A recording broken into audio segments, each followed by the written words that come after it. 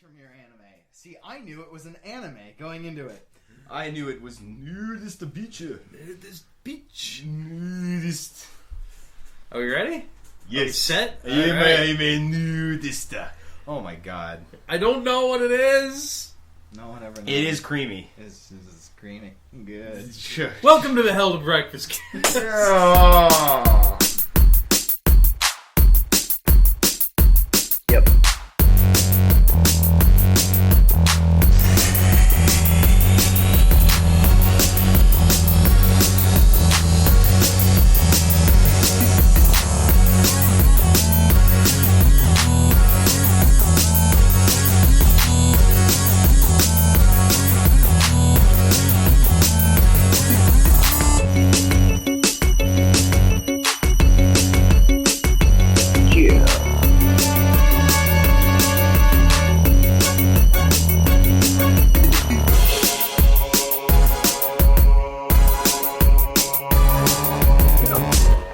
After a hiatus, they didn't get the hiatus. They didn't get the we hiatus. had the hiatus. But, well, after the wonderful show that was the Hell to Drunk cast last Yeah. night. Oh, It was God. pretty funny.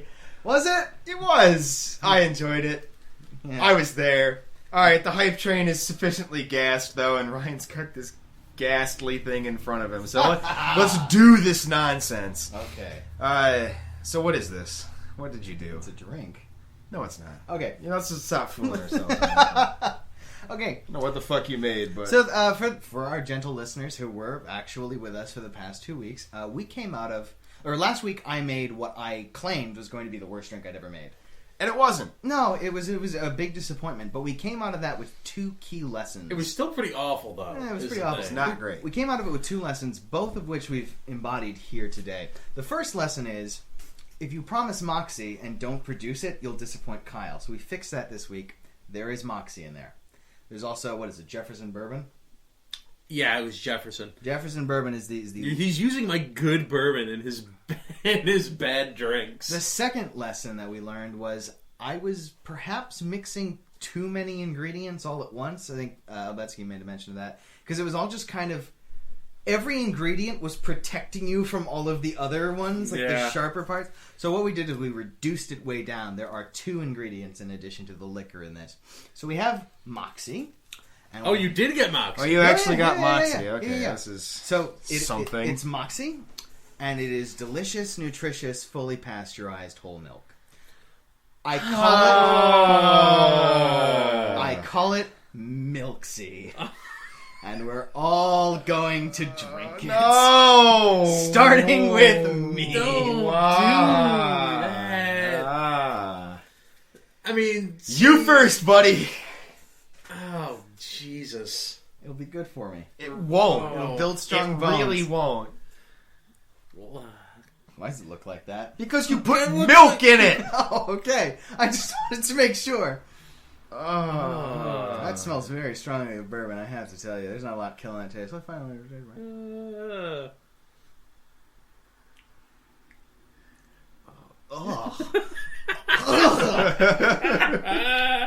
That's a gentle kiss into just full-on liquor aftertaste. You know, we don't have a guest in the studio this week, and it's probably for the best. Yeah, your turn. Although, knowing Matt, he might show up in the middle of this. Let's just be quick about it then. Big man sip. Give me that. Oh. Give me that. It's just a caustic. Let me experience. What if eggnog was watery and terrible? Oh, that's not good. Not for the faint of heart. Not for the anything of heart. No. Not for human consumption. God, it's got like 3 different kinds of aftertaste. And they're but all I think bad. I like Moxie is the thing. That was not good.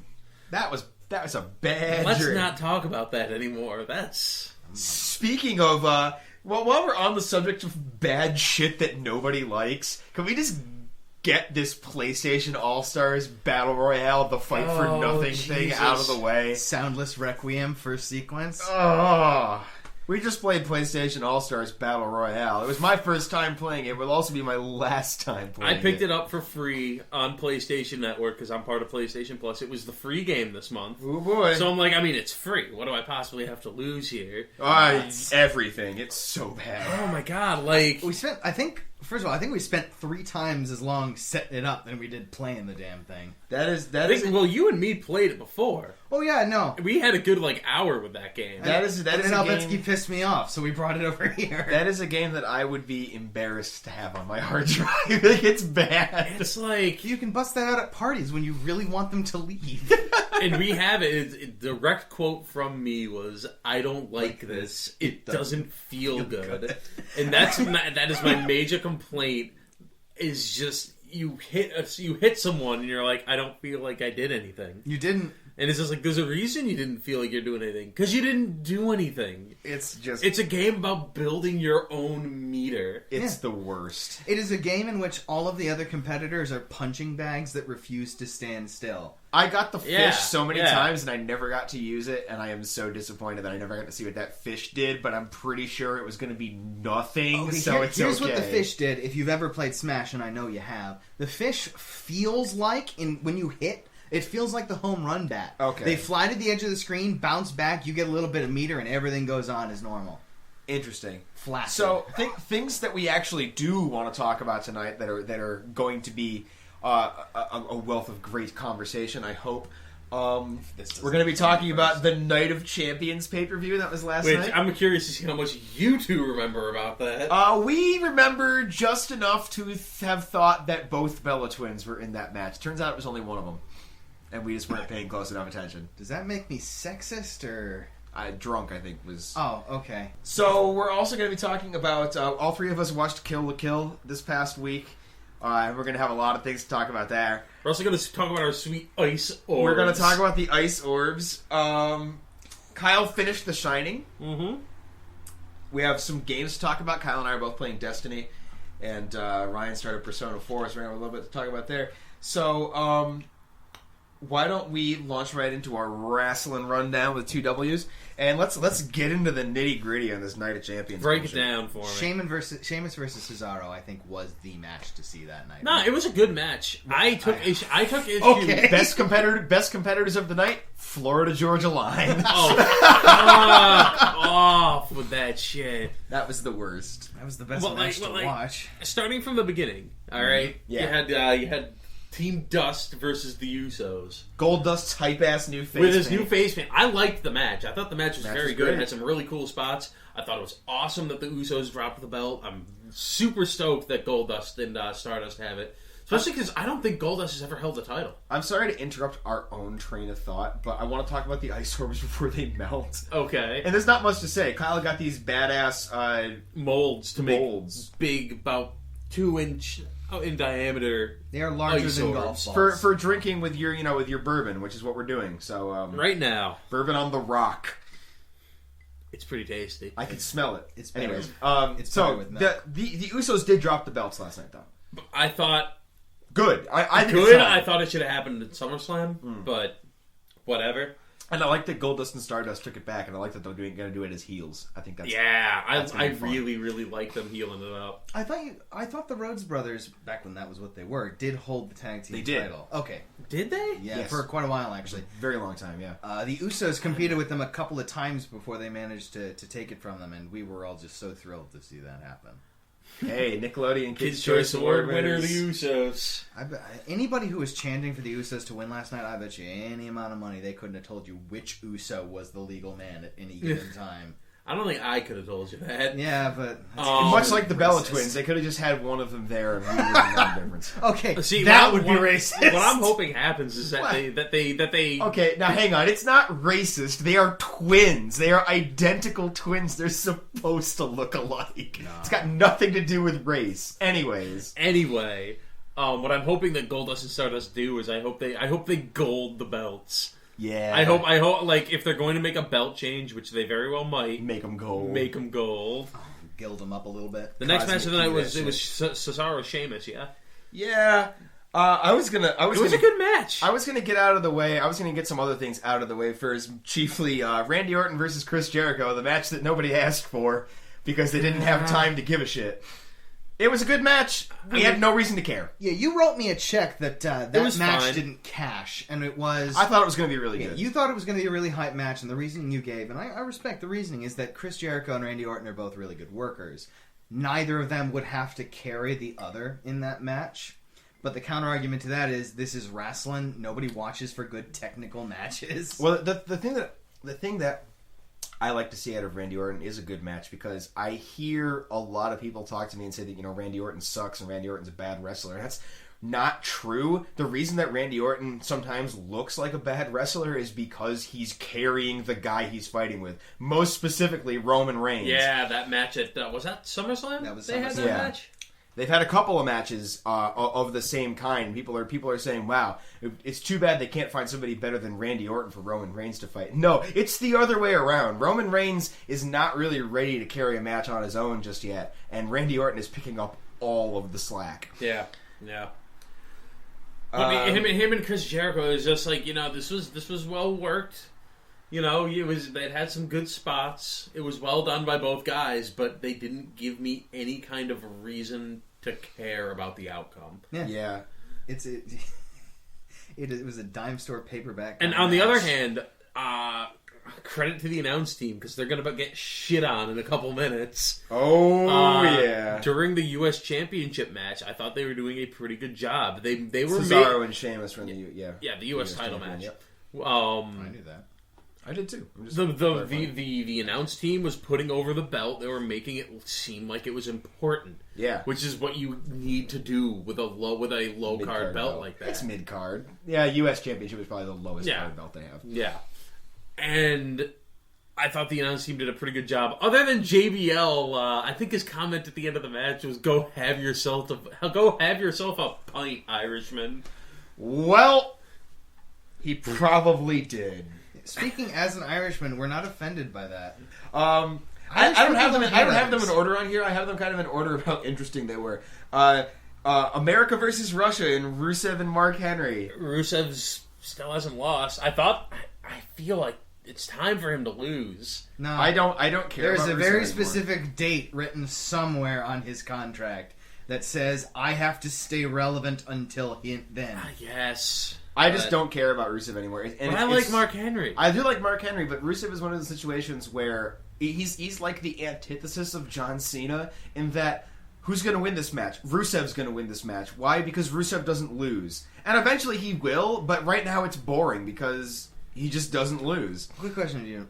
But that's why I'm saying, like, Mark he needs Henry, to lose. Yeah. I honestly thought this was going to... I thought he was going to lose here. I thought this was going to be Rusev finally loses. Well, here's my question. But then again, I also said that at SummerSlam, and I may have said it at the pay-per-view before SummerSlam. We definitely said it at SummerSlam because I was certain that, metaphorically speaking, U.S. was going to triumph over Russia. But the thing that I have to ask you is, let's say tonight at Raw, forget about the fact that it's not at a pay-per-view, let's say that Rusev loses honest to Mark Henry. Do you care? Do you care what way the Rusev storyline resolves at all? I just want it to resolve. Okay, so that's really what it is. I just want. You don't even need to see. If you want to talk about a real heel, let's talk about the Miz. Oh, the Miz. And oh my God, this match. Oh, Jesus Christ, this match. Best match of the night. No. It was fine. There wasn't anything First of all, wrong the Miz is doing great work right now, and I like that he's got a belt again, and I think it's hilarious. I think that Damien Mizdow is like the best. And so is R. Ziggler. R. Ziggler is incredible. It's fantastic. Florida Georgia Line, on the other hand, is not fantastic. Like, all right, so I need clarification here. Florida Georgia Line are not wrestlers. They are a country band. They're a country music and not band. the good kind like you want. There is no good country band. Okay, well they're a really bad one then. Okay. They're not good. But they're tropey? I don't care. They're just not. Have you ever heard what I would like to call like club country? Yes. They're that. I grew up with it. Okay. That's why I am the way I am. No, but I'm not. I'm talking like it's music that you would hear like in the club, like if you went to Yukon, like you went to the Thirsty Dog, and you're like, but it's a country version of that. Okay. And so it's like auto-tuned and poppy and like with that thump and bass, but it's twangy and awful and maybe I'm thinking of a different band, and I'm sure someone will correct me. All the Florida Georgia Line fans going to come out of the woodwork. You figured we'd know, being in sunny Orlando, Florida. You would think that. I mentioned that where they drive loud motorcycles past your house every goddamn day of the week. But about this was just like, I'm like, they built a good feud between The Miz and Dolph Ziggler. I liked what they were doing. It was campy as fuck. We were involved. It was funny. It was campy, and because I like Dolph Ziggler, and I think The Miz is doing great heel work. Okay, that's some pro wrestling shit for you, right? And then there. It's just like, and then I'm just like, all right, I'm looking forward to this match, and then just I'm just like Florida Georgia Line, what? Okay, and then they come out and they're like, they're gonna join us at the announce table. I'm like, what? Now, do I have too much or too little perspective? I don't care about that at all because it's just they got involved in the. Okay, somewhere in the script it said guest star for this date gets involved here. It didn't matter who. This is a feud they've been building for a while, and it would be different if it was like, okay, here comes Sin Cara and Zack Ryder gonna have a match. Nobody gives a shit, but it's just you're acting very strange. It's not a matter of it being Florida Georgia Line. It is a matter of having guest announcers during this match and having them get involved. It's just like that. I didn't like how they worked it in. If you're talking about wanting to give wrestler, and obviously it's all fake. That's not what's on the table, but it's the illusion, and it's giving credibility to the title, and it's giving credibility to the participants. And to have two shrimpy country singers get up and beat up a 6'6" wrestler is like, okay, I see where the problem. It's like the time that Seth Green KO'd Randy Orton. Remember that? Yeah. What it comes down to is I've never assigned credibility to the wrestlers for the belt because they're all. I just don't like the fact that it's like, this is a pay-per-view. You've been building this feud. And save that shit for SmackDown. Exactly. No, that's exactly what I mean. But it was a match between rodeo clowns. But they were my favorite rodeo clowns. Okay, fair enough. Was Bray Wyatt even on the card? Nope. I don't think he was. No, Bray Wyatt did not wrestle. He was not in. Wonder whose Cheerios he pissed in. No, I believe the only mention of Bray Wyatt is he was the pseudo cause of Jericho's injuries that he was selling. So the PJ match with a little bit of Bella on the side. Good match. Apparently less Bella than I thought. It was a good match. Yeah. Paige and AJ always work well together, and Nikki Bella didn't fuck it up. Nikki Bella and Brie Bella, both to their credit, have gotten so much better in the ring over the course of how long we've been watching. And Ryan and I had just enough beer at that point that we thought it was a fatal 4-way and that both Bella twins were there. And we thought that through the whole thing. Why would I assume it was 2-on-1? I didn't even know that was a match. It wasn't 2-on-1. It's a triple threat. It was a triple threat. They were all fighting each other? Yes. Yeah. It's first pin wins. Alright, I had a lot of beer. Where the fuck did the Bella twin go? She got knocked out or something. Or? She got thrown out of the ring fairly late in the match, and then Paige and AJ went at it. You see, I remember that. I remember the couple of submission moves that they did. I liked that. And like the reverse, the awesome reversals with the Black Widow, and like it was sweet. And AJ is the champion again. Yes. Yes. Yeah. So she walked away with they're trading championships, which is fine by me. I mean, keep AJ and Paige going at each other, trading championships. So speaking of trading championships, or rather not trading championships, Cena and Lesnar. Lesnar still has the belt, and that's all that matters to me. Yeah. Shenanigans aside, I'm glad John Cena didn't get the belt. I didn't hate the conclusion. Dean Ambrose is back. We forgot to say that. Dean Ambrose is back. Dean Ambrose is back. Someone smarter than me needs to answer this question. Is Seth Rollins still Mr. Money in the Bank? Yes. Okay. He never actually got. They never rang the bell to start the match when he cashed in. Because I was confused. It looked like he just shouted at a passerby that he was cashing in his contract or what have you. And then he disappeared from the fight, and it didn't matter anymore. I don't know. It's to me, it rings false when your main event for a pay-per-view ends up not mattering at all. Welcome to in between major pay-per-views. Now I understand why we're making fun of Night This of Champions. is exactly what we're at. We're in the doldrums right now. Football season equals shitty wrestling. That's kind of what it comes down to. But I mean, the thing is, you watch this pay-per-view. in its entirety, the wrestling itself was pretty good. The wrestling was decent. You're right. The wrestling was very good. But in many cases, you just didn't care why they were in the ring. Yeah. It's unfortunate. It was mostly an issue with if there had been any with Randy Orton and Roman Reigns. It's like if there had ever been any kind of or not Randy Orton and Roman Reigns. Who did Randy Orton fight? Chris Jericho. Okay, thank you. See, I forgot it already. It's the kind of they were decent matches. They were decent matches if they had had any kind of story to back them up. I might have watched it. Yeah, we had it on. We had it on the whole Lesnar. time, I was invested in. Yeah, but so yesterday I took a call from Chicago. And we're going to play that right now for the people. Okay. Former Daily Campus Comics editor Steve Winchell, and of course I'm also a former editor at the Daily Campus Comics section, and Sean Rose, who wrote a number of comics for the Daily Campus Comics section. We sat down over the phone and we had a discussion about the end of the Daily Campus Comics page, which was kind of unceremoniously cut from the paper. And Heroes don't die; they just fade away. Yeah. Well, it was a thing, but it was a thing that angered a lot of us comics alums, and so we had a nice chat about it. And we're not going to talk about it right now because we talked about it for a while. But here's that. Let's get this rolling because I don't want to keep anybody for too long. Thank you guys for being here. Yeah, of course. Can't believe we're here. I am excited about this, I have to say. For our listeners at home,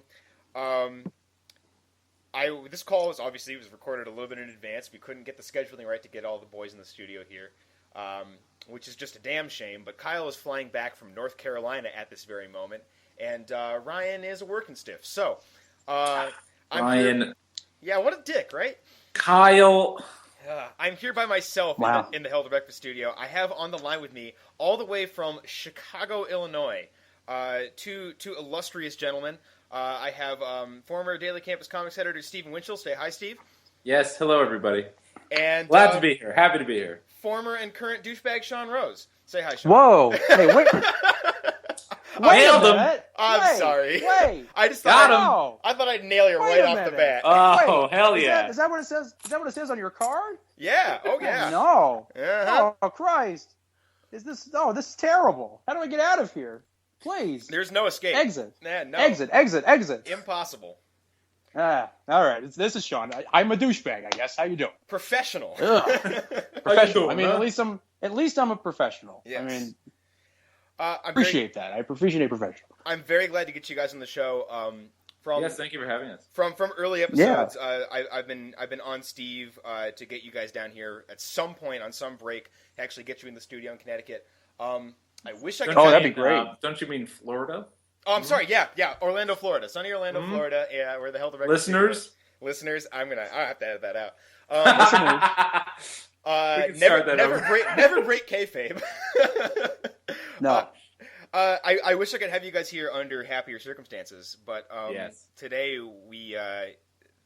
I discovered last week, and I alerted you guys to the fact that you got started. This is your story, really. This is you're the one who dug this one up. And I wasn't even trying to dig any dirt. You know, I was taking a walk down memory lane, as it were, and I went to the online PDF for the Daily Campus in UConn, as you do, as I want to do. I do that. I've done that so many times in the past. Yeah, it's like a lot 5 years. You know, to see it's great. And I usually go to check for the comics page is what I usually go to do. As I was doing on that very day, much to my surprise, it wasn't there.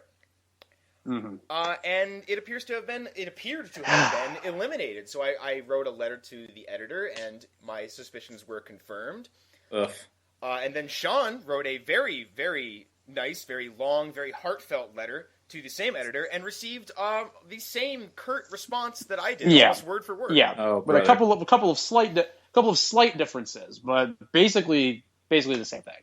Which was it was kind of sad. I put a lot of work into that letter. I took some time to do that because I really, really cared about it, and I was hoping for at least more than that. But then, what are you going to do? Well, busy people. I've got to say, the people that gave a shit definitely appreciated it, because I passed that letter around, and a lot of people who really did have a strong attachment to the comics page. Really appreciated, the things you said. And Steve, I don't think people have had a chance to read your letter yet. I just read it myself last night.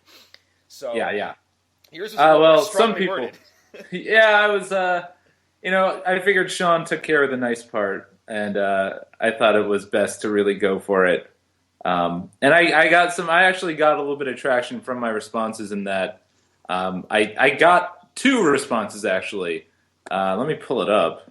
And it's like longer than the ones we got.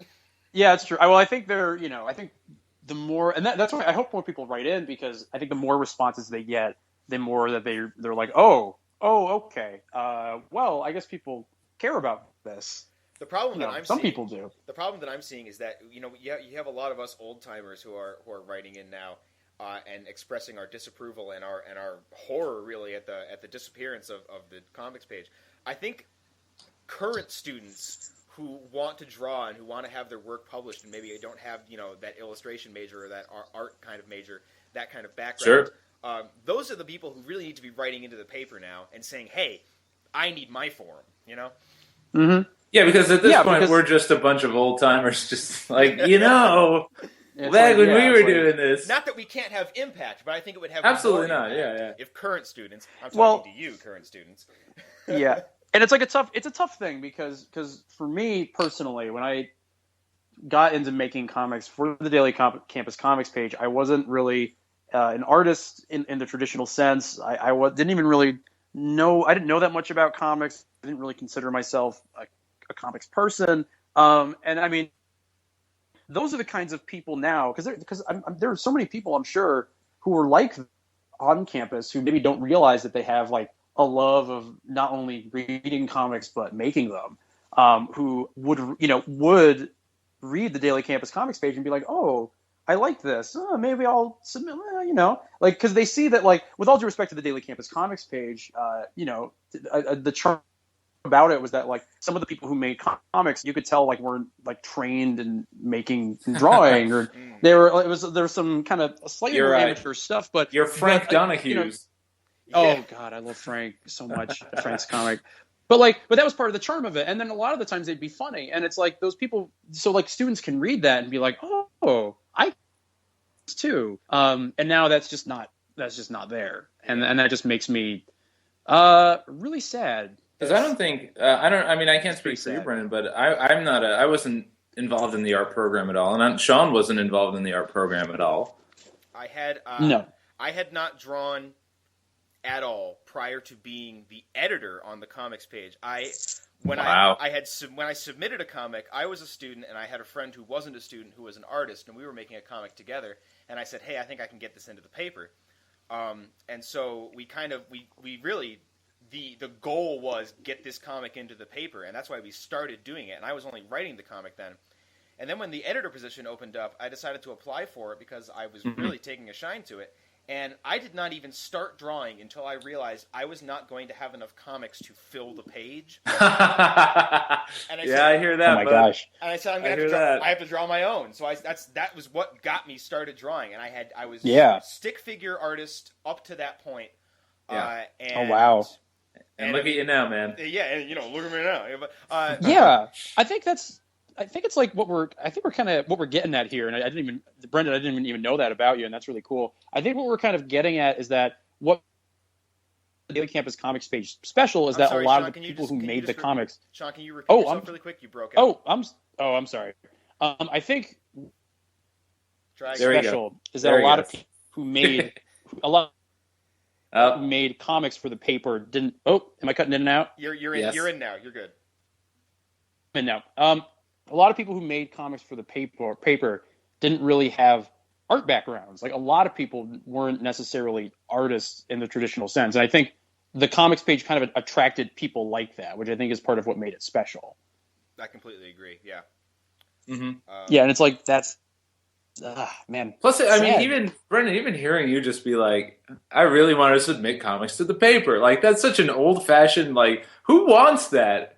Who's sitting in college just being like, I can't wait to submit comic strips to the newspaper? Like, who's saying that? But I did. I said that the day I got to campus.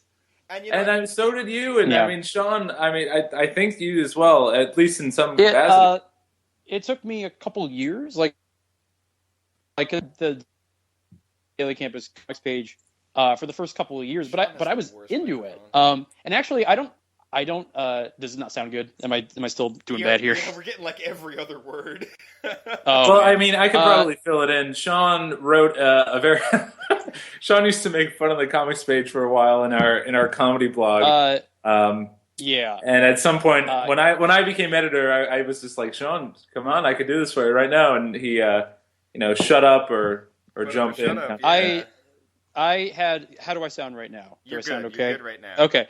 I had a blog that I did, called the Campus Comics Curmudgeon, and I did it for like my junior year, my first semester, and a lot of the comic paper at that point were not the best, and I made fun of them, but like part of it was coming out of the fact that I loved the comics page, but like I just was like, I think disappointed that some of the comics weren't as good as I wanted them to be. But It's like his microphone is Steve, only good when you ask me if it's good. Yeah. Oh my god, I'm Thanks a so lot, sorry. Sean. I don't know what this is a new. This is like There he goes. I do not know There he what's wrong goes. with the microphone. I'm gonna go like right up. I don't know what's Hey, causing that. that sounds pretty good. It sounds fine when we're checking it to see if it's okay. And we got a good chunk of that last Okay. speech. Though, I don't know if it's. I yeah, don't know if we it's- got I don't know enough if of it's you my- yapping. I don't know if it's my microphone or if it's the connection. I think it's your I honestly- personality, fella. It might be. Whoa. But then I like, think a Steve big thing, was like, a yeah. big thing Oh, here, go I ahead. think, is that I don't want to come across as someone who's like, "Hey, man, this used to be so important to me," and like I don't want to stand in the way of time. Like sometimes things fade out. But I just remember people would read the comics. Everyone would read the comics. I'm sorry. I agree with you. You don't want to stand in the way of time. You don't want to be that guy saying, "Oh, back in my day." But I don't think this is one of those times. I really think. No, yeah, right, exactly. Like you got to kind of check yourself. Like, am I doing this because I'm being like an old grump, or is this because this But like, means something to the campus? And I think it means something to the campus. It's weird that it hasn't been around for the last couple of years, and now it's just gone forever. That's very strange to me. I think one of the problems. well, like, oh, sorry. Go ahead. yeah. Sean. I mean, everyone read it. Everyone read the paper and read the comics page. People. Stickcat It was like a campus was a thing. hero. Oh yeah. Yeah. Stickcat stuck around for so fucking long. Stickcat Oh was my still God. around when I was the editor, and it was around for a year after that as well. They passed Yeah, it off. It was that many around times. when It was around when Steve and I started. It was around when I started in 2000. For point of reference, you guys are both class of 08, yes? I'm 08, Sean's 09. Okay. I'm 09. Yes. I'm class of 2012, so like Let's see, though. that's how long Stickcat's been around. I God. refused to run Stickcat because the guy that was writing it wasn't a student. And I guess he somehow got around it. It was there was a couple of guys who were brothers who were some way affiliated with the guy who wrote it, who wasn't a student. And then there was a couple of girls as well, and it went published under 6 or 7 different names throughout. This is its like run. Dynasty, man. This is crazy. That's like, I mean, that's my dream. That's my dream. I gotta be honest. Yeah. Just to be in the Daily Campus Comics page forever. That's what I want. Well, I worked hard to make that happen. And it's kind of funny. The first time that the three of us met, and there was a couple other guys there as well. I was somewhat starstruck because you were the guys that I came up in UConn my freshman year reading your comics in the paper saying, who is this guy writing and drawing the terrible comic where Franklin Pierce turns into a vagina monster and kills Thomas Oh my Dewey? God. It is still one of my favorite comics.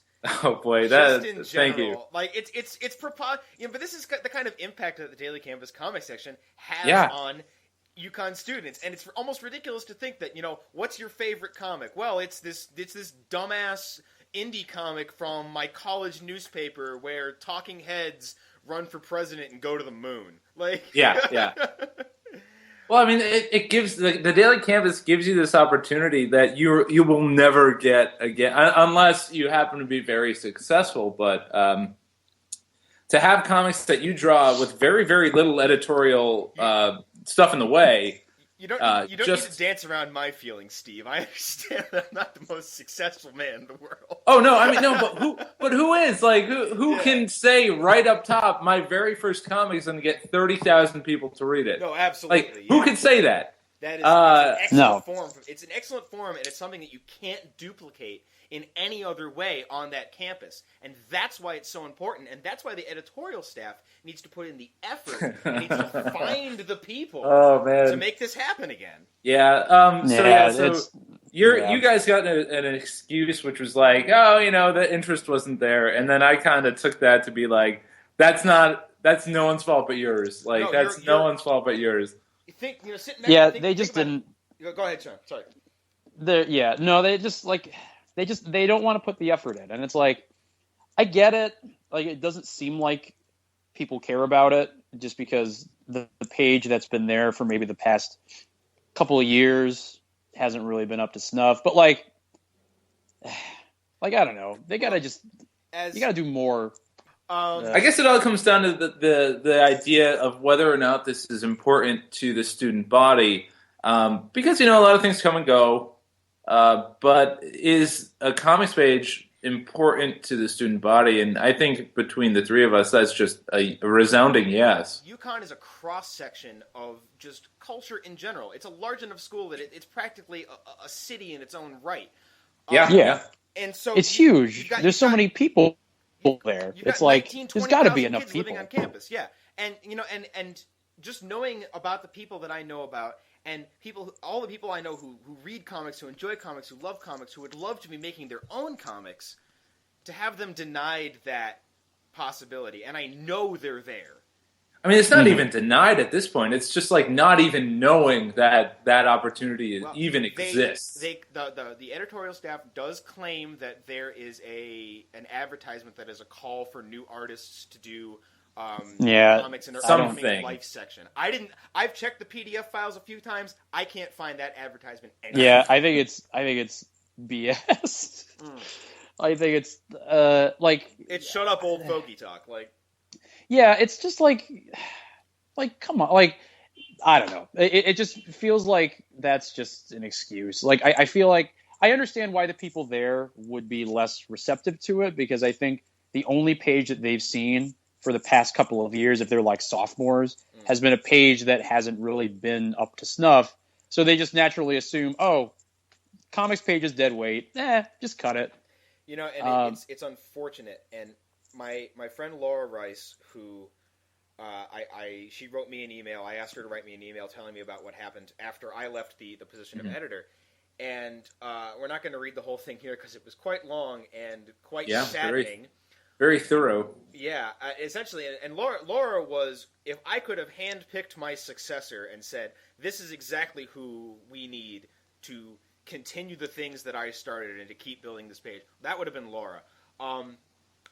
Obviously, she didn't get the job. I'm not sure what happened. I've got my own opinions, but I don't care to speculate right now. Very diplomatic show we run here. Oh, very diplomatic. Yeah. I've got some things I could say, but we don't have if only we had the time. Yeah. But she wrote a very thorough letter, and boiling it down to a single sentence, the editor stopped caring and everything went to shit. Oh, boy. Yeah. So, and it becomes, it's that passion. You need to find that editor who is passionate about building that page. And in order for that to happen, you have to have the editorial staff want there to be a page there in the first place. That's a big thing. Editorial staff has to be on your side. I would not have gotten away with a lot if the editorial staff wasn't on my side. Oh, yeah. Like Andrew Porter and the other folks that were working with him were fans of the comics, even if just we like having a student comics page. They weren't liked even Phil. They were like fans of Phil and stuff. My EIC and my managing editor were also both big fans of mine. They actually had cameos in my comics. We were on that good of terms. Big shout out to Melanie Diesel and Max Cerullo for being so supportive of what we were trying to do. If you guys are listening, definitely thank you for helping. Yay! Yay, you did something. They sure did. No, they were, and they were also, and further props to them. Mel and Mac were instrumental in organizing the Save the DC movement that I think had a huge impact on getting the paper refunded, because when I was the editor, we almost went bankrupt. Oh, Yeah, I God. mean, I was going to ask, do you think money has a part in any of this? Absolutely I feel like it. not. I feel like it must, right? No, like no. it. $5 a comic? You kidding me? When I was It's $7 an article, or at least it used to be. yeah. When I was the editor, I had money for $8. I had money for 8 comics my first semester. I had money for 10 comics my second semester. New comics per day on a page. I also ran about 3 or 4 classic comics a day, and that's the other thing. It's a gigantic archive. We don't even. Oh yeah, Yeah. I didn't really get into it in my letter, but essentially, I mean, Brendan, you know this too. Just going through contracts. If you sign up, if you have a comic in the Daily Campus newspaper, they have unlimited rights to rerun it whenever they want. They don't pay you for that. Yeah, forever. That's just that's just part of the agreement. Yeah. I think that's a fine arrangement. Personally, I think that's a fine arrangement. But every. But they have it. But that means that they have it. They have everything. They could just run a whole page of reruns. They could run a And best of. The worst part of it is, we talked about how a lot of the comics tend towards the crude and the developing, which is part of the charm of the page, certainly, and it's part of the charm of the entire paper, because it's a whole bunch of students learning their craft, cutting their teeth in this fashion. But every year you'd have 1 or 2 or 3 comics that were really top notch. Yeah. And so Yeah. if you went back through that archive and you picked out all the good ones, you could put together a really nice looking page. You have an all-star. Oh my God, this sounds. Like I mean, not even ones that are even look good. What if the ones that are just crummy? They're great too. Like they're just part of the student experience, and they are. You don't have to be Lucid TV. You can be Frank's comic and still be great. Or Steve, or Farm Funnies. Or Farm Funnies. Well, here's the other thing that I don't think we've mentioned. The Connecticut Daily Campus, which I believe is the official name of the paper, is entirely student-run. All the content is student-generated, with a few AP exceptions. Very few, in the news. Very few. The comics page was 100% student-generated. Mm-hmm. None of us ever used any AP content, anything from off base. If you were a non-student who was writing a comic on that page, you had to be working with someone who was a student. Yes. Yep. There were no exceptions. Mm-hmm. That was very special thing. Absolutely. And that was one of the most impressive things about it. Yeah, absolutely. And again, I remember one time Sean wrote a comic called the Zimpsons with the Z. Oh, the Zimpsons. Oh, the Zimpsons. Christ, Sean, what are you doing with your life? And they wouldn't let him run it because he couldn't sign it as Sean Rose, because we wanted to have him sign it as Matt Groening. And they were like, no, it has to be a student. They were pretty strict about that. That's stuff. my biggest regret. 4 years at UConn, that's my biggest regret. Did you guys know Karen Powell? No. She wrote I Hate Everything. Oh yeah, I think I remember. That might have been after I graduated. I think maybe it was right after Steve graduated. I do remember Karen's comic. She's a wonderful writer, wonderful artist, extremely passionate about everything she does, and I hope she's listening, because Karen, hi, how you doing? Hey, Karen. Hi, Karen. But she said at one point that everybody used pseudonyms on the page. Oh, really? And I remember that was one of the first things that she asked me when I took the job, is if we were going to be using pseudonyms this year. And I said, no, we're not. We're going to use our real names. But it's funny, because she was also very angry about this, as anyone who's ever worked on this comics page really is that I've talked to. And she tabled the option of, I think she's going to be home sometime around Thanksgiving, and she said a bunch of alumni should put together some kind of bootleg comics page and slip it into every copy of the paper around the dining. Oh yeah, we got to do like this Ocean's 11-esque, break into the computers and put together something on Adobe InDesign and just slip it. Part of the reason I love comics so much is because of the comics page and the Daily Campus, and it's just, and I hope they realize that, if you cut the comics page, it's probably never going to come back, because people are going to forget about it. And that's, you know. I guess that becomes our job, is to make sure that they don't forget about it. So Yeah. there's a new editor-in-chief almost every year. We should just every year just pester them with letters until somebody gives a shit. I was actually gonna say that I was gonna send them a letter every year and just be like, hey, Every year. you guys used to have a I think comics we all page. should. You know, and we contacted a bunch of old editors and old comic artists who used to work on this page and are very attached to it and you know, just love it to death. And I think we need to get on some of these people right now to write in and voice their discontent. Yeah, I hope Kristen? more people. You hear me, write Kristen? in. Yeah, Yeah! Kristen. You hear me, Sarah? Woo! And John? Bob Herman? Steve Kress. Hulk Hogan. Chris? Jake Lucas. Jake? Ah! All right, gentlemen, I hold your blood oath fulfilled. We're gonna close this segment here now, and it was Okay. a joy to have you on the program. Yeah. I could talk about. much for I could having talk us. about the Daily Canvas comics for. I hours could, and I hours could now. as well, but Forever. it's only an hour-long podcast, and Oh, as much as I would yes. like to take up Nah. the whole thing with the three of us bullshitting, I have two other co-hosts that might get a Oh little mad. yeah. Ah, Well, those two. Who cares? I- No, you guys sorry, are great. Hey, Brendan, I love the podcast. I listen to every episode. Yeah, I love it. I much for I'm having us. so Sorry. happy that you guys love it. Sorry about my mic. I hope it No, wasn't. it actually hope- got better as soon as you stopped worrying about it, pretty much. Oh, good. Yeah. Wow. That's the Maybe story. that's That's the story of Sean Rose right there. There you go. All right, guys. I will be signing off now, and I will talk to you later. Thank you so much for All being right. on the Thanks so program. much, Yeah. Hey. Brendan. Thank Take you. care. All right, Long good live the comics. Take care. night. Long live the comics. Page. Long live the comics. Good night. Good night. All right, now And there it is. Okay, I know what you're thinking, gentle listeners. Shut up. I was here first. I'm not going anywhere. Brian, how's it doing? It is done. No, not it. The book. Oh, the book? Jesus Christ. Some of our gentle listeners might remember that Albetsky and I were going to read it as a family. I just didn't do it. I neglected... I just didn't do it. That's true. I said I would like 3 times, and then I just didn't. I was not made aware of one rather key fact, and it is that it is 1,100 goddamn pages long. That is a long book. I can't remember how long Les Miserables is, but I feel like it's somewhere in that neighborhood. Yeah. That book is punishingly boring for, at least from what I can tell, the first 45% of the book. So about 560 pages.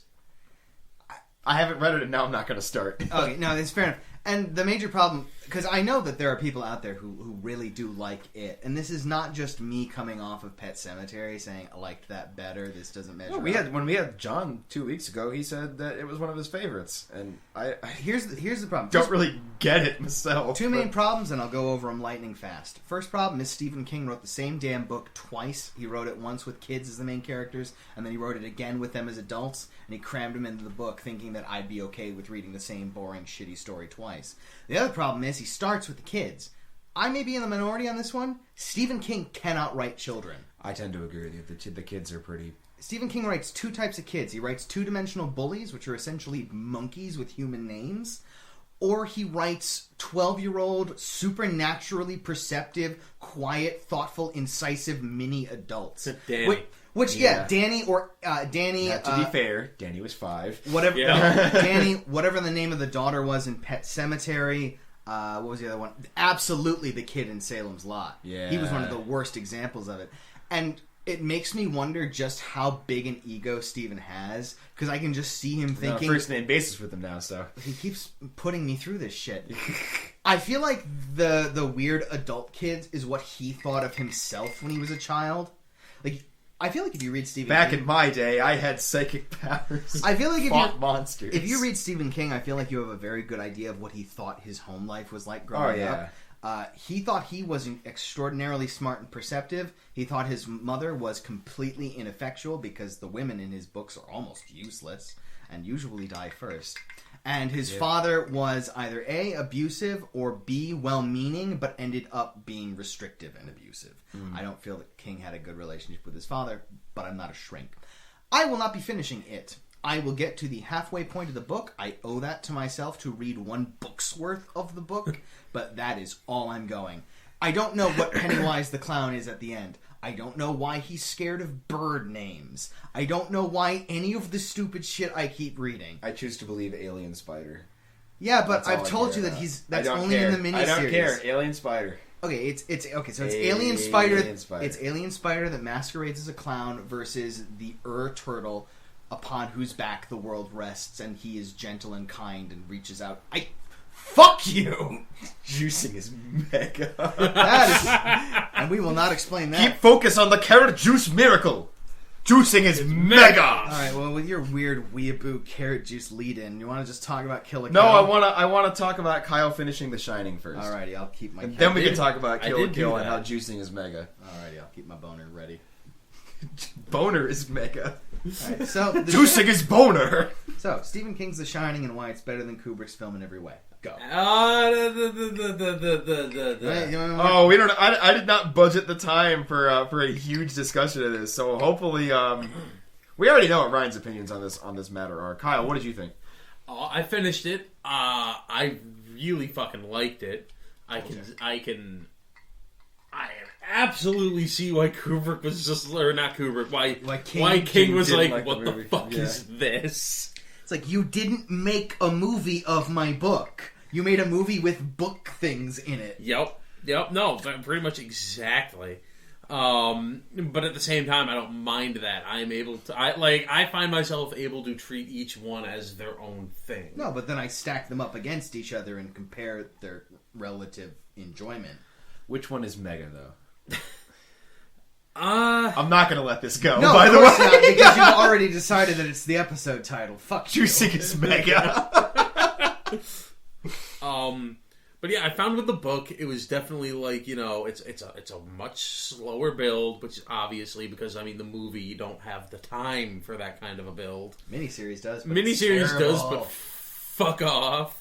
Oi. Did I ever show you the clips of the hedge animals? No, They just we'll look we'll have to stupid. check that out Well, yeah, later. we'll do that afterwards. Um, Film his reaction. but like, it's just like, I just love watching The Shining. I love watching, like, these scenes play out. Like, I love watching the cinematography of that movie. And, like, I love the sets, you know, and I love the way it's shot. Yeah. But then it's just like, in the book, it's just like, you know, I love the way that this book read. I love the character of Jack Torrance, just like you did. Yeah. You know, and I love that you're given a little bit more information in the book as to what, you know, what is happening. I mean, to wrap it up, because I can already see it. My big complaint, and I wanted to get your before and after on it, was I thought the ending of the film was rushed and didn't make sense. You've now read the ending of the book.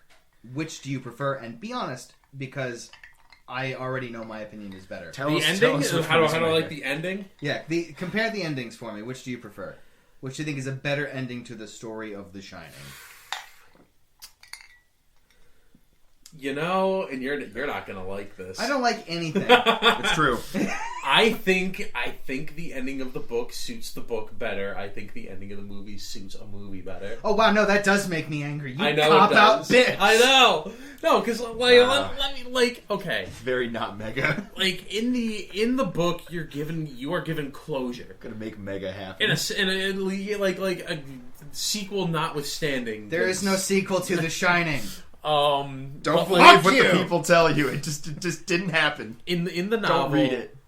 In the novel, you know, the ending was pretty conclusive. Yeah. And I also I fucking loved the touch at the end where Halloran goes into the shed to go get something for the snowmobile. I fucking love that That's shit. a good scene. Halloran is also in It, and I didn't care. The character? Dick Halloran, Halloran? is in It. And Really? And he has a shining moment. Oh. Racists burn down their black guy bar, and he realizes what window they climb out of because the other one was going to explode. Oh. Okay. I for didn't- him. Yeah. Yeah. But anyway, I feel like Good that. on I you, feel Dick. like that fit reading Shining better. is- But I like, like it. I think the ending of The Shining, the Kubrick film, fit a horror movie better.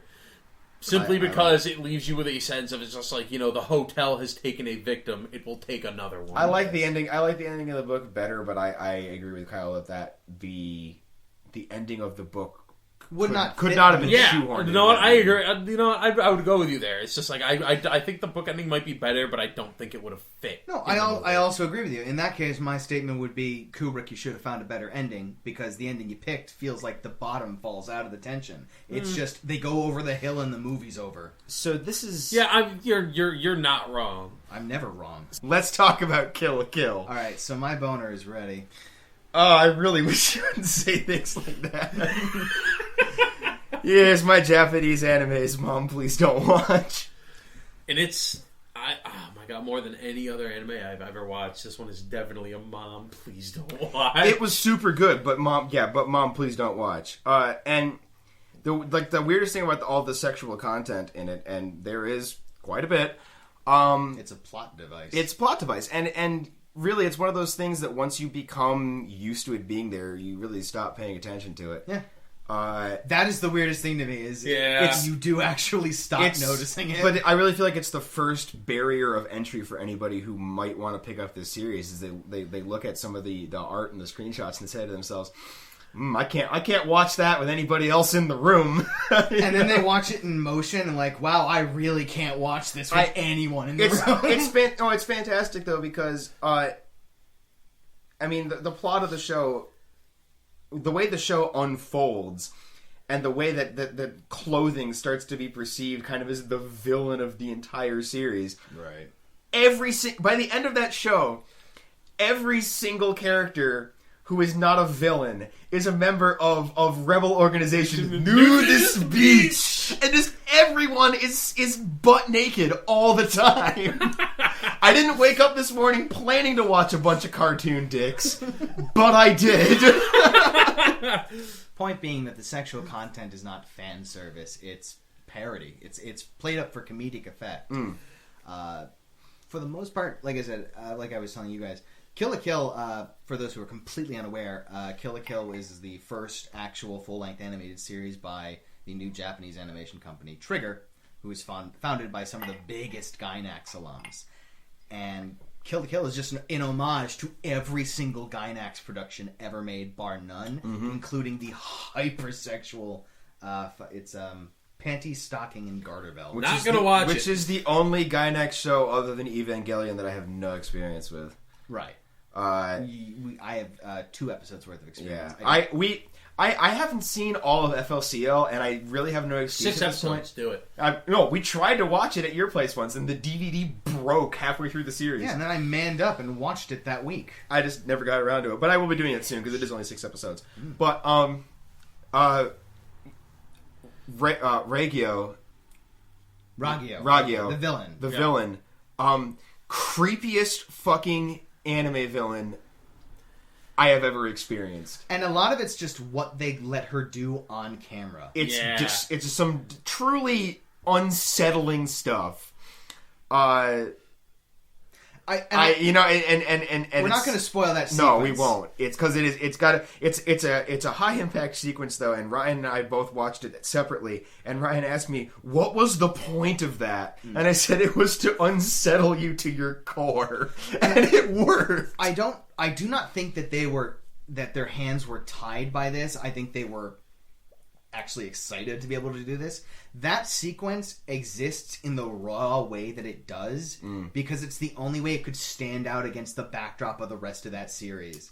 That series is frantic, naked a lot of the time, and there's a lot of high sexual content. So if you want to stay within the themes of the series so that it has impact within its context, but still have it be a raw moment that takes you aback, you have to ratchet it up to 11. You know, and I have to give this series a lot of credit too, because this is an anime that had a cast of characters that I felt the way I was intended to feel about all of them, as opposed to every other anime I've ever watched where I would hate somebody for whatever reason. But I hated characters in this show, but I was supposed to hate them because they were bad. I hated fucking Nui Harume. She was a great villain. Die bitch die. But yeah, she was fantastic villain. But like I can we'll talk later. I can't spoil anything. But like Ryan started the series not liking Mako. I hated her. but you came around to her by the end. Did you of come it. around? Oh, hardcore! Yeah. I ended up loving Mako. They're all the characters that are supposed to be endearing. I had a feeling because endearing. I'm just like, yeah, she never turns it off. Like, and that's essentially what it's like. Get on my level is essentially what that character is. No, the two characters that I ended up having the biggest feels for. I mean, I suppose like the main cast was Mako and of course because he's just. He's every scene he enters by surprise. Oh my God. But he's constantly changing size, so he's suddenly there and suddenly 20 feet tall, just growling out this weird anime bullshit. Dude, the episode where he got his license and now he has a car. Well, I have to admit, I'm starting to realize you have the same problem with anime that I have with real people shows. Because I don't have the right feelings to the right characters in live action shit. And it's just the way we're wired. Fuck, I lost my train of thought. Something about anime. No, I remember what it was. It's the barrier for entry for me in this series was actually steeper than just the raunchy sex stuff. And it had to do with Mako. My advice to anyone who wants to watch this series and has watched Gurren Lagann, forget that you watched Gurren Lagann because it will play you false. Follows a very similar plot. It follows a similar plot, but in terms of the tone and the beats it wants to hit, it can play you false sometimes, and you're going to end up disappointed where you shouldn't be.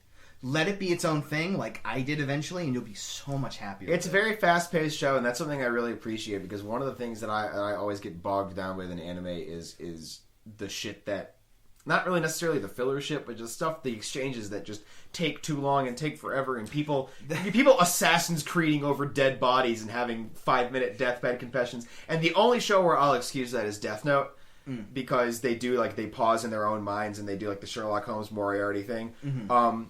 It doesn't break up the flow. But the one anime that I like and that everybody else really likes, and it's it's kind of the flavor of the month. Attack on Titan. My biggest criticism of Attack on Titan is I think the pacing in the second half of that show is terrible, and I think it's way too slow. And I think they spend about 5 minutes every episode recapping and previewing. And I'm actually really excited for the Attack on Titan movie coming out because I think it's just going to condense. Now, did you ever finish the first season? I did. Yes, okay. I did. But this Kill la Kill does not have that problem. Oh, God, Kill la Kill goes through all the paces. Oh my God! And when they do the recap, episode, it's 2 minutes long. It's 2 minutes long. Now here's the next episode. He's like, this show has a breakneck pace. Did you expect the recap to be anything else? Yeah. Yo. No, it was, to me, it was kind of shocking because the only thing stopping me from enjoying the early parts of this series was myself, and I boiled it down to this. I wanted to take Kill la Kill much, much more seriously than it was taking itself. And by the end, I feel like the two, me and the series, found a happy medium.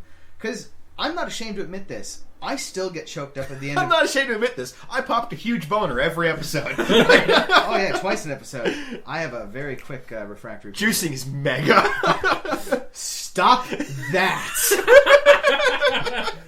But I still get choked up at the end of Gurren Lagann, and I've seen it 3 or 4 times now. And I did actually get choked up at the end of Kill la Kill, the comedy of it notwithstanding. I had real feels. That's probably because I'm broken, but I don't care. No, it had a good ending. It had an emotional ending, and choked up or not choked up notwithstanding, it hit the notes it needed to hit. It was it hit them well. A suitable ending to a very good series. The one thing we're not really going to talk about. We're not going to get into what parts of what were the homage sequences. You can watch. Watch the show yourself. I have not seen any of. I have either not seen the shows being homaged, if you will, or I haven't seen them recently enough to pick up on it. You haven't seen enough. You haven't seen any Evangelion. You haven't seen FLCL in its entirety. You haven't seen enough Evangelion. Yep. But I promise you, if you look for it. First half of that show is Gurren Lagann. Second half is Evangelion. Have you guys watched Samurai Champloo? No. I've watched the first half. I would like us to watch Samurai Champloo. Let's do it. I like Samurai Champloo. Did you finish it? Yeah. I would watch it again, though. I've tried several times, and I've never finished it. I really got to finish it. I think we should just watch the second Afro Samurai movie again. I think that we should not do that. I think we should watch the Afro Samurai series, because that's good, and the movie is not good. No, we're not going to do that. We're going to actually do a full Let's Play of the Afro Samurai game and upload it. Well, that's a good game, so I'm okay with that. Be like It's The mega. Rock. Oh Be like man, The can we Rock. stick with So, the animes I gotta No. right into video games? No. I gotta say, Gateway drug, motherfucker. you know, I've got to say, Ryan, that the moment this morning when you sent me "juicing is mega," I knew it was going to become the A thing. catchphrase for the rest of my life. Focus in on the carrot juice miracle. Juicing is mega. Are you going to give the poor listeners at home any I was context? kind of waiting for you to break down and do it. But you know what? Maybe we shouldn't. I work for a madman who thinks he understands what health publishing is about. He has decided that the best method to capture the hearts and minds of America is carrot juice. The carrot juice miracle. Carrot juice is miracle. Juicing is mega. And that is the stream of consciousness message that he sent out to us today. Just to get us on board. All in block caps. Juicing is mega. I expected to see it in the goddamn Kill a Kill font. Boom! Like I expected my computer screen to just kill itself. Kyle was telling me about Finishing move. Kyle was Juicing is mega. Kyle was telling me about that before. It's one of his favorite parts of the series is that just every time a name or a place or anything happens, they put up the giant fuck off Hugo Stiglitz font on the screen. Well, I mean, obviously he was making homage. The best part of that is because I didn't know if they were actually going to do the joke. They did it a couple of times, and they did it with the perfect character. They did it with Nui, where she just leans on her name. It exists in physical space. She like reclines on it at one point. Oh, I didn't notice that. You didn't but notice that? No, now I need to go No, find it's, that. it's the first time she shows up. Is Satsuki like names her, and the name pops up, And she leans on. She's leaning forward with like this. Okay, I had bad subs. What is the name of the scissor blade. Okay, Yeah. it's not the sword scissors. Nope. No. But what about God Robe Sengetsu? Nope. Fuck Before off. Devas and God said Getsu. That's just how the Bay of Unclothed Men rolls. Oh God, Nudist to beat you. that's just one of the principles that the Gurren Brigade abides by. The Gurren Brigade has a set of rules, and you will need to learn to adopt them into your own life, or you must prepare your face for my punch. Bad subs. The bad subs are worst subs. I can't deal. Good. I'm going to give those Titans a heck of a time, I tell you what. What's a Titan? Oh, excuse me. Aotans. Yeah, we've had our fair share of bad subs. A fair share. They always it's just they fuck up the cool shit. It's like they have a fucking mission statement. It's some guy going, that's way too English. In the appropriate inflection of the glorious Nipponese. No, it's not. Chips fedora. It's honestly when you were more concerned with getting across the language rather than the intent. Yeah. It's the difference between translating and localizing. I don't need to know that the item in question is called a god robe. I can see it's No, a piece of just clothing. Call it a comway. I have to, before we move on to the next thing, I have to say, and I think you'll all agree, that Nudist Beach is the best Rebel best Alliance Rebel organization in anything. Oh yeah. Ever. Oh yeah. This is the best. It got to the point where they were too busy being cool for me to laugh at them. And just Mikasugi has got the gun holster on his dick. It's just like What was I was asking you this earlier. What was the fucking name of his robot? Oh, he kept getting pissed because they wouldn't call it a DTR. Like DTR, sorry. Because they keep calling it Doton Robo. Yeah. I tried to track this down. I'm not weeaboo enough to actually know. Problem is the Doton, I think it's Dotonbori, is a tourist area, like a big tourist. So it's essentially, it would be like if it was the Disney Robo, and it's like, just call it the DR. Oh, okay. I figured it was something now we're like making that. sense. No, it was like, it made it sound chintzy and cheap. Yo. So we barely scratched the surface of PlayStation All-Stars Battle Royale. We already talked about this. The last sequence final. No, but we barely scratched the surface. The fight for nothing It rages on. It doesn't feel good. No, we're not going to actually talk about it. Thank God. I wanted to see your faces. How could you think the ending to the Shining movie was? I was playing PlayStation All-Stars Battle Royale at the time. First sequence. First sequence, Endless Requiem, the fight for nothing is Heaven- mega. Heaven or hell. All right, so Everybody loves new Dante. I love Dante. Helm Splitter all day. It's like twanging someone around with a whipple bat. Oh, shit. Fuck. Destiny. Yes. That's a thing that happened. Okay. Destiny's great. It is Yes. super good. Ryan's not playing it. I don't have a machine. He doesn't that have a runs thing it. on which He to doesn't. play it. But it's okay. I've watched both of these motherfuckers play it, and I have to say Dinklage hits it out of the park. I don't know. God. I don't know what park he was in. I think it was just a parking lot, and he hit a car. But I think he asked them for a script, and they told him, "Nah, fuck it, we'll do it live." Yeah, that's what it sounds like. Yeah. can I have a script? Sure, we've got it right here. Come on down. We'll cut some lines. Yeah, no, like he didn't know what the story was about, and they seriously just had him read cold through the script in the studio, or it's a phone in. I'd like to think better of Peter Dinklage than that, though. Yeah, I don't know where he is. I mean, It's- for all we know, it was too far away to do anything. Here's the other. thing: if it was any other, if it was just some no-name voice actor that you'd never heard of, I'm not. I mean, you might think it was bad voice acting, but I don't think you'd think twice about it. The fact that it's Peter Dinklage is really what makes it so glaring. There's two things. Is I like listening to Peter Dinklage's voice, and I like that he talks to me in this game, but he says cringeworthy shit on a fairly regular basis. The other problem is it's almost like you know how Peter Dinklage is supposed to sound, because you're always riveted when you're watching Tyrion talk on Game of Thrones. You can hear what is the name of the ball? Wheatley? Ghost. It's He's just a ghost. he's just Okay, a ghost. he's a ghost. Ghost. When you hear the ghost in Destiny, The internet calls him Dinklebot. whatever. Let's When you not hear do that, That's no. perfect. Yeah, no, I'm going to do it because that's what he Okay. deserves. When you hear, Dinklebot is mega. Dinklebot is mega! but when you hear Dinklebot Nice to talking, meet you. you can Dinklebot. stop drinking. You goddamn asshole. Never. You hear Dinklebot talking, and you hear him. You hear the points where the script clearly said "be sarcastic," and you can hear Dinklage do a watered down version of sarcastic Tyrion. So it's you always know when, where, and how he's falling short in his performance. Surprised, that wizard came from the moon. I want to point out, because that was speech and not written down, 8 of those words were capitalized.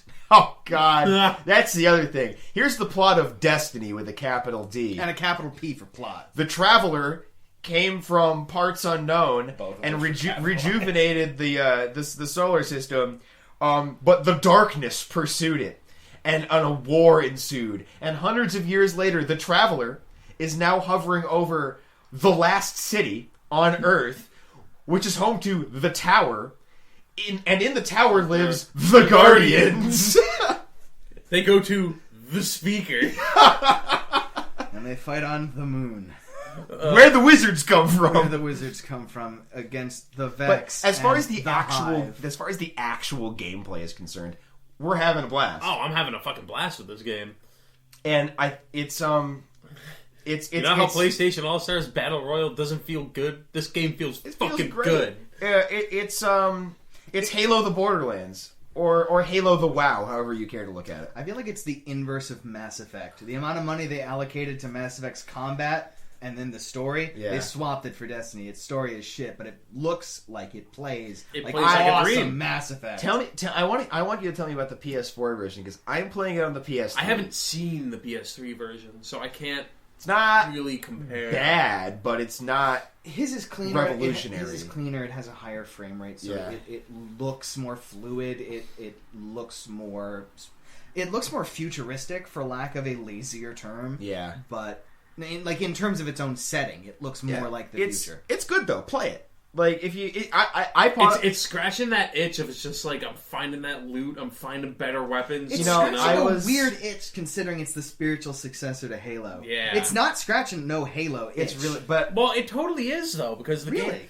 Yeah, It's because Bungie. I mean- yeah, because it I is don't have a Halo itch. I don't it know is what a more feels arcade. like. It is an arcadey style first person shooter, Okay. and it's scratching that itch of wanting, especially if you play the multiplayer. yeah. Especially if you're playing Multiplayer. the Suck the at it, but it's good. PvP multiplayer has I think 4 or 5 game modes, Okay. and it's your typical team deathmatch, regular deathmatch, control points, all that kind of shit. And then on the other hand, you have the multiplayer that is PvE. So you're actually doing like strikes, which are this game's equivalent of instances. Okay. So you're basically running a dungeon. Now the question I have to ask is, if you have PvP deathmatch multiplayer, how does that play in a system that has loot, that it has classes, that has leveling, Individualized loot.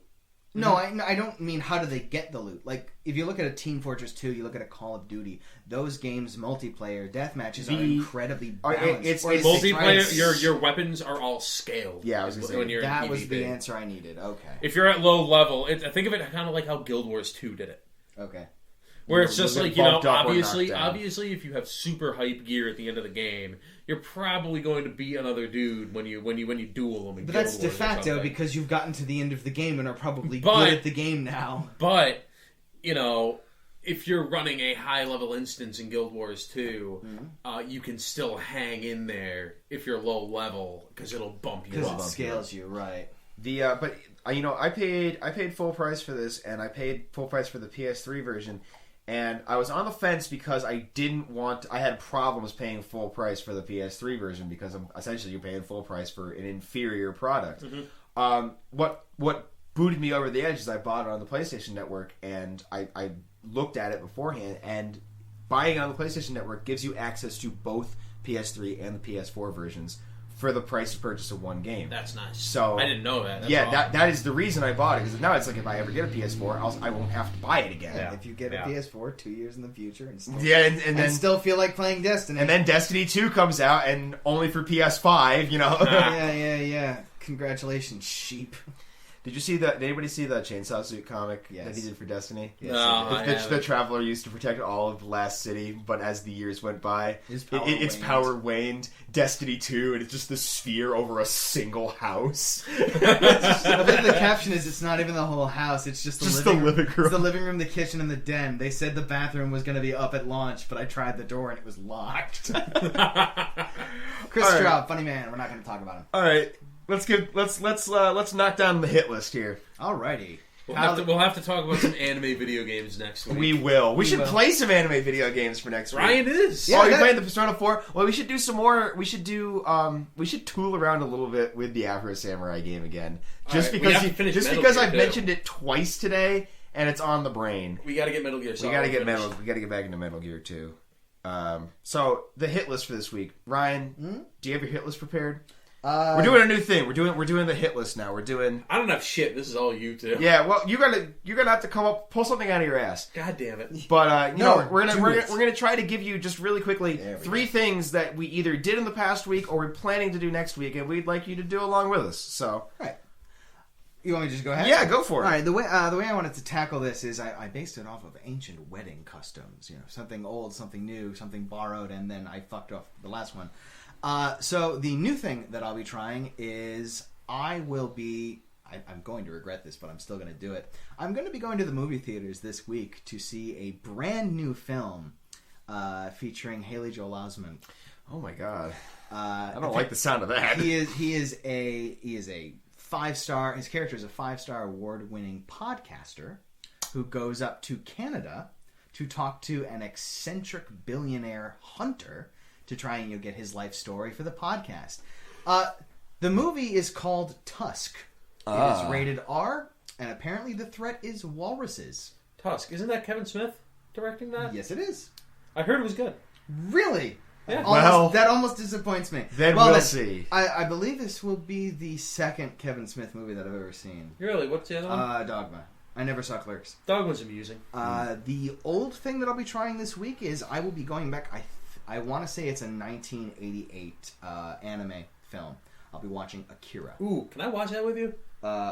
Sure, if you'd like. Some night this week. Let's fucking do it. Because I saw it once in high school. I want to watch it again. I don't have it. I was going to watch it on Means. I mean, I don't mind picking it up because it's a good movie. All right, then I would be happy to watch it. He's stealing Well, my I hit won't list. be around. He's stealing your hit list. He's I grabbing am. all of it. And in terms of the something borrowed, I am coming into rather cheaply. This is why I owe him money. I'm purchasing a Nintendo 3DS from a friend. Oh, of is that ours. what you're doing? We gotta play the Smash demo tonight. Yeah, That's we the other do. thing we gotta do. So, Smash demo came out today. Funny you mentioned anime video games. What I did this morning, Oh, I purchased some. I'm getting Bravely Default as Okay. a package deal along with it. But the Great two game. games I purchased for my Nintendo 3DS, which is coming to me, was SMT Devil Survivor Overclocked Oh God. and SMT4. Oh, you're all in. I am all in. I am all the all time. in. Once you're Atlas. done, and once Yes, we're you may off- borrow them. 3DS is Once, mega. once you're done, and once I'm ready to do another JRPG, I want to see if we can both make it through P3. We probably can. I'm You a guys stronger have man fun than you with are. that. Why? What's your hit list? Having sex I'm not. and drinking beer? It's gonna be not playing Persona. But you mentioned you're picking I'll up tell you Bravely that, but- Default. Well, it's coming to me. Yeah, Man, the first 50 hours of that game are good. that's a lot of hours. Yeah. You know what that sounds like? That sounds like it. So I'm sure I'll. No, but he do said they're fine. good. He said they were good though. Oh right, I hate it. They're good. Yeah. They're good hours. Damn you, King, and your wiles. And you're And your wild. fucking thousand. I never page beat books. Bravely Default. I know the point, and if you've beaten Bravely Default, you know the point I'm talking about. Point is legend. So Sucking is mega. my sucking is mega. Oh Christ! My hit list for this week. I discovered a movie on Netflix. It was in the popular on Netflix category, and I like to Sheep. watch movies during the day while I'm working, things that I don't have to pay too much attention to, so I picked them out of this. But anyways, I found this sci-fi movie called The Machine, and it looked really cheesy on the cover art. It was actually really good. It's a movie about AI, and it's in the tradition of like Blade Runner. Okay, so we're talking full on dystopia. Yeah, Okay. yeah, and it's but it was really good, and it had a soundtrack that was highly reminiscent of like those late 70s, early 80s dark sci-fi movies. Okay. And it was The sounds of Yeah. neon strobe. it was low budget, but really well done and really well acted, and I would highly recommend it to anyone who wanted to pick up a nice little sci-fi thriller. The second thing being my album of the week, sort of, and it's been a couple weeks I've been listening to this off and on, but Wu Massacre. I've been pretty good. loving the hell out of it. It's pretty fucking good. It's really good, especially if you're into and that. that's by who? It's It's Ghostface, Ghostface, Method Man. Miller, Raekwon the Chef, and Method Man. Yeah. For those who are unaware, those are alums of the Wu-Tang Clan. Well, current members, Wu-Tang Clan still exists. Nah, it doesn't.